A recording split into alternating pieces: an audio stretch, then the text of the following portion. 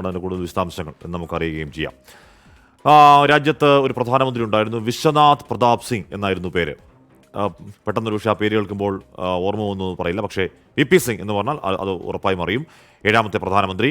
ഓർമ്മയായിട്ട് ഇന്നേക്ക് 16 വർഷങ്ങൾ. അധികാരത്തിനുള്ളിലും പുറത്തും VP സിംഗ് സ്വീകരിച്ച നിലപാടുകൾ ഇന്ത്യൻ രാഷ്ട്രീയത്തിലെ ക്രൂഷ്യൽ ഏടുകളായി. VP സിംഗിന്റെ ജീവിതത്തിലേക്ക് ഒരു മടക്കയാത്ര.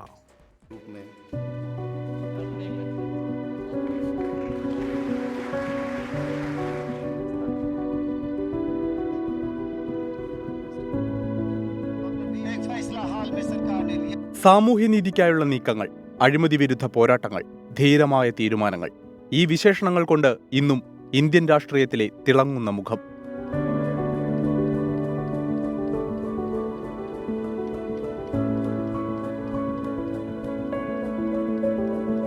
വാരണാസിയിലെ ഉദയപ്രതാപ് കോളേജിലെ വിദ്യാർത്ഥി യൂണിയൻ പ്രസിഡന്റായിട്ടാണ് VP സിംഗിന്റെ രാഷ്ട്രീയ ജീവിതത്തിന് തുടക്കം. 1969 കോൺഗ്രസിലൂടെ സജീവ രാഷ്ട്രീയത്തിൽ, പിന്നെ ഉത്തർപ്രദേശ് മുഖ്യമന്ത്രി. രാജീവ് ഗാന്ധി മന്ത്രിസഭയിൽ ധനം, പ്രതിരോധമുൾപ്പെടെ സുപ്രധാന വകുപ്പുകൾ കൈകാര്യം ചെയ്തു. ബൊഫോഴ്സ് പ്രതിരോധ ഇടപാടിലെ അഴിമതിയിൽ രാജീവ് ഗാന്ധിക്കെതിരെ കലാപമുയർത്തി VP സിംഗ് മന്ത്രിപദം ഉപേക്ഷിച്ചിറങ്ങി. കോൺഗ്രസ് വിട്ട VP സിംഗ് 1988 ജനതാദൾ രൂപീകരിച്ച് പ്രതിപക്ഷത്തിന്റെ ശബ്ദമായി.